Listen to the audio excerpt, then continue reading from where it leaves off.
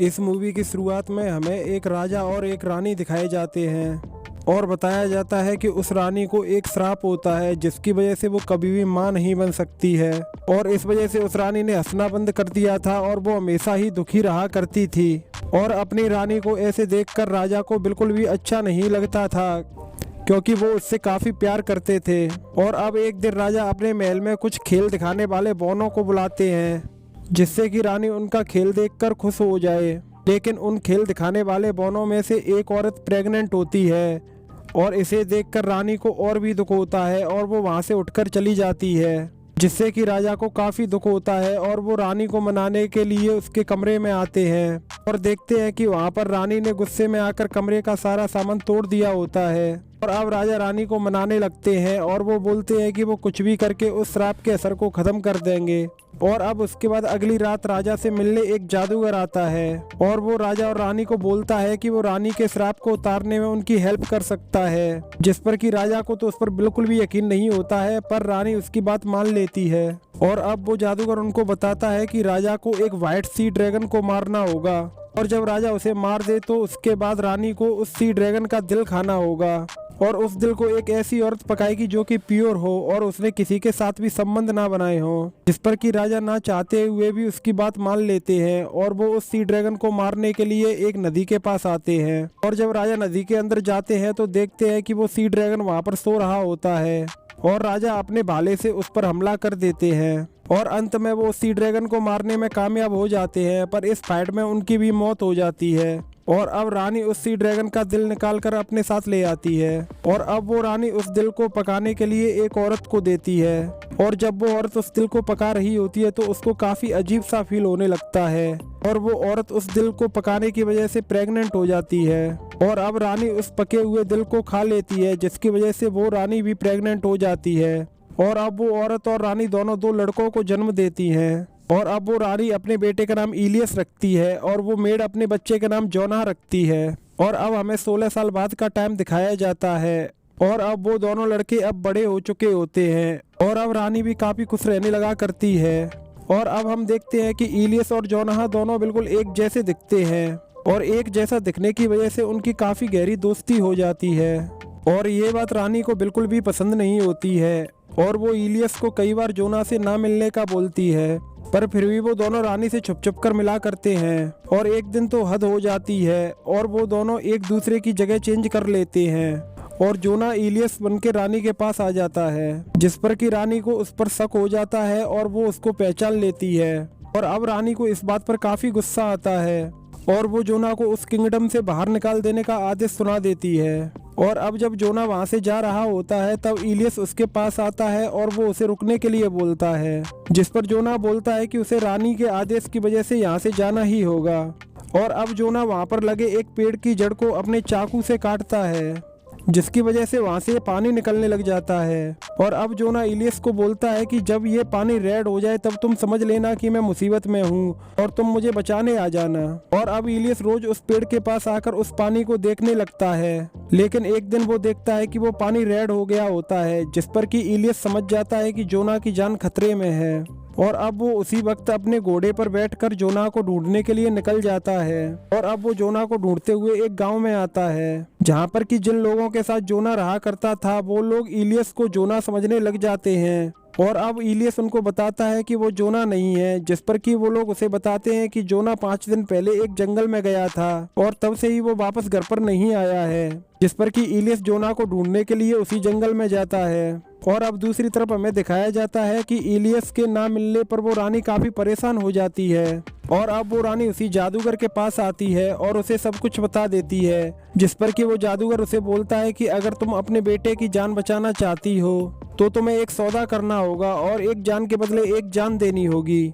जिस पर कि वो रानी उसकी बात मान लेती है। और अब हमें जंगल में एक गुफा के अंदर फंसा हुआ जोना दिखाया जाता है, जिसके के ऊपर एक काफी भयानक मॉन्स्टर हमला कर देता है। और अब जोना के चिल्लाने की आवाज सुनकर इलियस को उसका पता लग जाता है और वो वहां पर जोना को बचाने के लिए आ जाता है और अब इलियस उस मॉन्स्टर को भी मार देता है। और अब हमें दिखाया जाता है कि वो मॉन्स्टर कोई और नहीं बल्कि उसकी खुद की माँ थी और उस जादूगर ने इलियस की जान के बदले रानी की खुद की जान का सौदा किया था। और अब इस सब के बाद इलियस उस किंगडम का नया राजा बन जाता है और इसी के साथ ये कहानी यहीं पर खत्म हो जाती है। Story number 2। इस कहानी की शुरुआत में हमें एक किंग दिखाया जाता है और बताया जाता है कि इस किंग को आज तक किसी से भी सच्चा प्यार नहीं हुआ था, जिसकी वजह से वो किंग काफी अकेला और दुखी रहा करता था। और अब हमें एक घर में 2 बूढ़ी औरतें दिखाई जाती हैं जो कि दोनों बहनें थी और वो दोनों दिखने में बिल्कुल भी सुंदर नहीं थी, लेकिन उनकी आवाज काफी अच्छी थी जो कि किसी परी की तरह थी।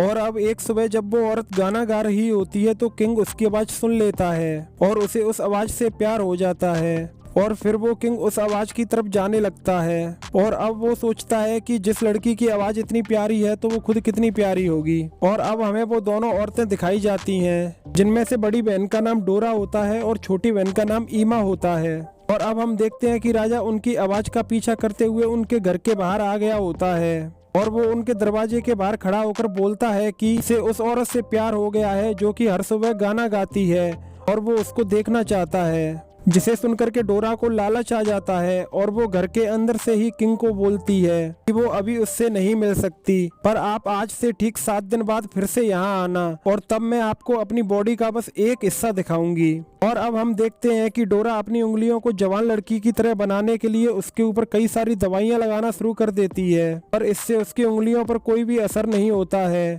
लेकिन दूसरी तरफ ईमा को अपनी एक उंगली को अपने मुंह में रखने की आदत होती है, जिससे कि उसकी वो एक उंगली जवान लड़की की उंगली की तरह दिखती है। और अब 7 दिन पूरे हो जाते हैं और वो किंग फिर से उनसे मिलने आता है और अब डोरा चालाकी दिखाते हुए दरवाजे में से बने एक छेद में से उसे ईमा की उंगली दिखा देती है, जिसे देखकर राजा काफी खुश होता है और अब वो उसे बाहर आने के लिए बोलता है, जिस पर कि डोरा उसके सामने फिर से एक शर्त रख देती है कि वो आज रात को किंग से मिलने उसके महल में आएगी, पर उसकी शर्त ये है कि किंग के अलावा कोई भी उसको देख ना पाए और इसके लिए किंग अपने पूरे महल में अंधेरा करवा दे, जिस पर कि किंग उसकी बात मान लेता है। और अब रात हो जाती है कि तभी राजा का एक आदमी डोरा को लेने के लिए उसके पास आया हुआ होता है और अब हमें सुबह का समय दिखाया जाता है जहाँ की उजाला हो जाने की वजह से किंग को डोरा की असलियत का पता लग जाता है और वो ये सोचकर काफी गुस्सा होता है कि उसने एक बूढ़ी औरत के साथ रात गुजारी होती है और अब वो डोरा को अपने महल की खिड़की से बाहर फेंकवा देता है। और अब डोरा बेहोशी की हालत में एक जंगल में पड़ी हुई होती है कि तभी वहाँ पर एक जादूगरनी आती है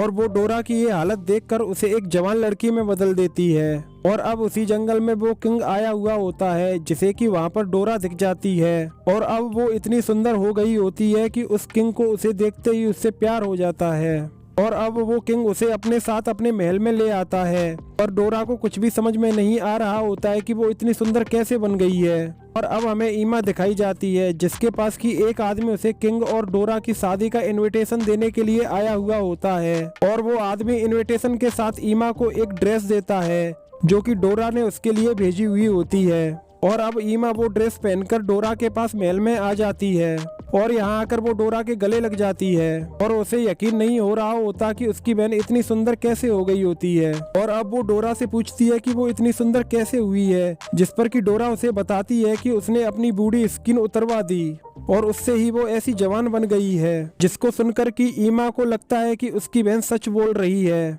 और अब वो एक लोहार के पास आती है और उसे अपनी ड्रेस में लगे गहने देकर बोलती है कि वो उसके शरीर से उसकी स्किन निकाल दे, जिससे कि वो लोहार लालच में आकर ऐसा ही करता है। और अब ईमा काफी घायल हो जाती है और इससे उसकी मौत हो जाती है। और अब हमें दूसरी तरफ डोरा को दिखाया जाता है और वो देखती है कि वो फिर से धीरे धीरे बूढ़ी होने लगी है, तो वो सोचती है कि अगर राजा को इस बात का पता लगा तो वो इस बार उसे मरवा देगा और ये सोचकर वो उस महल से भाग जाती है और फिर से एक बूढ़ी औरत बन जाती है। और इसी के साथ ये कहानी यहीं पर खत्म हो जाती है। Story number 3। इस स्टोरी की शुरुआत में हमें एक किंग और उसकी बेटी दिखाई जाती है और अब हमें बताया जाता है कि काफी टाइम पहले ही उस राजा की वाइफ की डेथ हो गई होती है और उसके बाद से ही वो राजा किसी से भी ज्यादा बात नहीं करता है और अब वो अपनी बेटी पर भी बिल्कुल भी ध्यान नहीं देता है और बस अकेले एक कमरे में रहा करता है। और अब हम देखते हैं कि एक दिन राजा के हाथ पर एक छोटा सा कीड़ा आकर बैठ जाता है और वो राजा का खून पीने लगता है, जिसे देखकर वो राजा उस कीड़े को एक कांच के डब्बे में बंद कर लेता है और हर रोज उसे अपना खून पिलाने लगता है, जिससे कि देखते ही देखते वो कीड़ा काफी बड़ा होने लग जाता है और राजा का प्यार उस कीड़े के लिए बढ़ता ही जाता है। और अब एक दिन वो कीड़ा बीमार पड़ जाता है, जिसकी वजह से कि उसकी डेथ हो जाती है। और इससे वो राजा काफी दुखी होता है और वो उस कीड़े के शरीर की सारी स्किन उतरवा लेता है। और अब हम देखते हैं कि वो राजा राजकुमारी के पास आया हुआ होता है और वो उसे बोलता है कि वो उसकी शादी करवाना चाहता है और वो उसके लिए सबसे बेस्ट आदमी को ही चुनेगा, जिसे सुनकर वो राजकुमारी काफी खुश होती है। और अब हम देखते हैं कि राजा ने राजकुमारी की शादी के लिए एक कंपटीशन रखा होता है, जिसमें कि जो भी उस कीड़े की स्किन को देखकर बता देगा कि वो स्किन किसकी है, राजा उसी से राजकुमारी की शादी करवा देगा। और अब कई सारे लोग उस स्किन को देखने के लिए आते हैं, पर कोई भी ये नहीं बता पाता कि वो स्किन किसकी है। कि तभी वहाँ पर एक गुफाओं में रहने वाला दैत्य आता है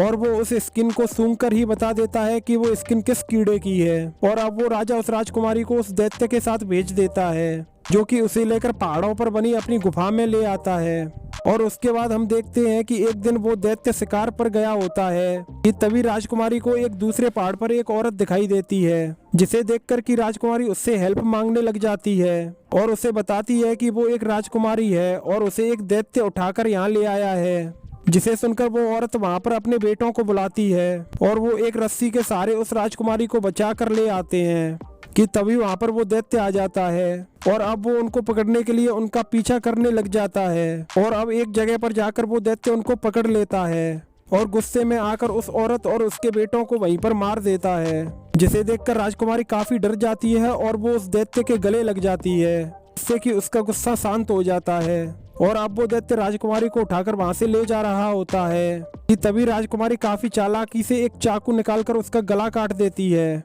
और उसे मार देती है। और अब वो राजकुमारी उस दैत्य का कटा हुआ सर लेकर अपने किंगडम में वापस आ जाती है और वहां पर सभी लोग उसकी ये बहादुरी देखकर उसके सामने झुक जाते हैं और वो राजकुमारी को अपनी नई रानी बना देते हैं। और इसी के साथ ये मूवी यहीं पर खत्म हो जाती है।